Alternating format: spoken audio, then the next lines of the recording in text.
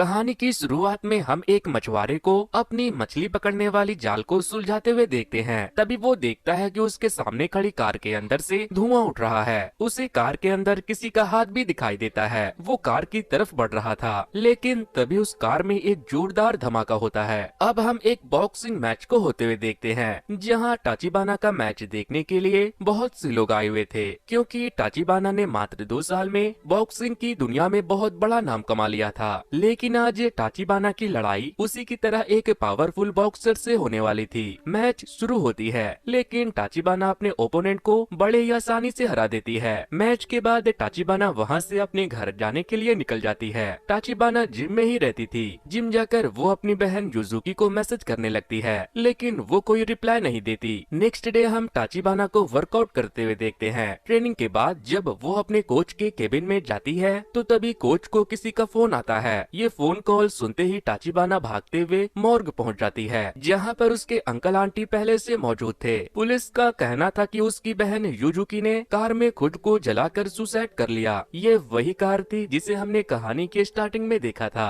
लेकिन टाचिबाना ये मानने को तैयार नहीं थी कि उसकी बहन सुसाइड भी कर सकती है। वो उसके बॉडी को भी पहचानने से इनकार करने लगती है। वो कहती है कि नहीं, ये मेरी बहन नहीं हो सकती। तभी सीनियर ऑफिसर ओएससी उससे कहता है कि हमारे पास तुम्हारी बहन का डीएनए है, जो कि 100% इस बॉडी के डीएनए से मैच करता है। इसके बाद टाचिबाना गुस्से में वहां से चली जाती है। उसके जाने के बाद ऑफिसर ओएससी अपने जूनियर ऑफिसर सुजुकी से कहता है कि इस केस को सुसाइड डिक्लेयर करके बंद कर दो। युजुकी अपने अंकल आंटी के साथ रहती थी। टाचिबाना उनसे कह रही थी कि वो युजुकी नहीं है। आपने उनके पेपर पर साइन करके उसकी आइडेंटिटी कंफर्म क्यों कर दी? तभी उसके अंकल कहते हैं कि अगर तुम्हारी बहन को सुसाइड ही करना था तो किसी कार के सामने आकर करती, कम से कम हमें इंश्योरेंस के पैसे तो मिलते। जिस पर टाचिबाना अंकल के ऊपर चिल्लाने लगती है और कहती है कि वो युजुकी नहीं है, और कहने लगते हैं कि तुम्हारी बहन मेरे लिए मुसीबत थी, तुम उसे यहाँ छोड़कर चली गई और तुम हमें एक भी पैसा नहीं देती। इसके बाद टाचिबाना गुस्से में वहाँ से अपने कोच के पास चली जाती है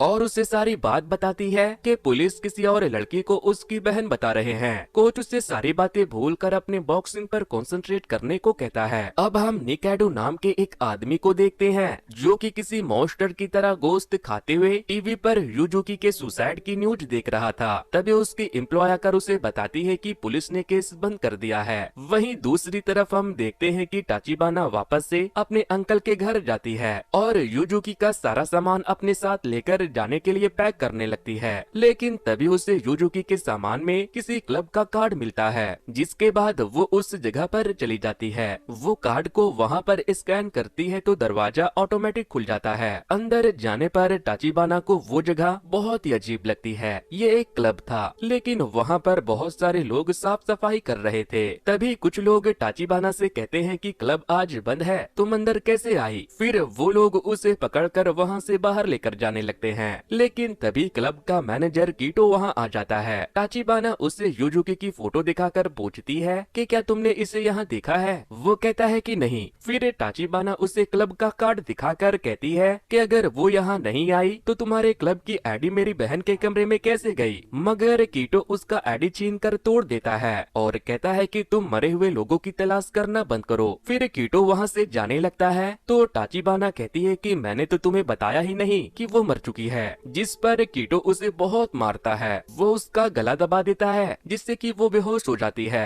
फिर जब उसकी आंख खुलती है तो वो किसी लड़के के घर में थी। टाचिबाना उस लड़के से पूछती है कि तुम कौन हो और मैं यहाँ कैसे आई? जिस पर वो लड़का उसे बताता है कि मेरा नाम नरुसे है, उन्होंने तुम्हें ड्रग्स देकर मरने के लिए छोड़ दिया था, लेकिन मैंने एंटीडोट देकर तुम्हें बचा लिया। टाचिबाना पूछती है तुमने मुझे क्यों बचाया? जिस पर वो उससे कहता है कि मैं चाहता हूँ कि तुम युजुकी को बचाओ। नरुसे एक हैकर होता है। वो उसे कुछ सीसीटीवी फुटेज दिखाकर बताता है कि मैंने यूनियन ग्रुप के एग्जीक्यूटिव अजुमा के साथ तुम्हारी बहन को मरने के बाद देखा है। नरुसे बताता है कि उन लोगों ने युजुकी का फेक सुसाइड करवाया। इसका मतलब कि वो यूनियन ग्रुप के लिए बहुत ही इम्पोर्टेंट रखती है और वो अभी भी जिंदा है। टाचिबाना पूछती है तुम मेरी मदद क्यों कर रहे हो? जिस पर वो बताता है कि मेरे डैड एक फाइटर थे जो यूनियन ग्रुप के लिए लड़ते थे, लेकिन फिर एक दिन नदी में उनकी लाश मिली। पुलिस ने बताया कि उन्होंने नशे में सुसाइड कर लिया, लेकिन मेरे डैड कभी ड्रिंक नहीं करते थे। मैं समझ गया कि ये काम यूनियन ग्रुप का ही है।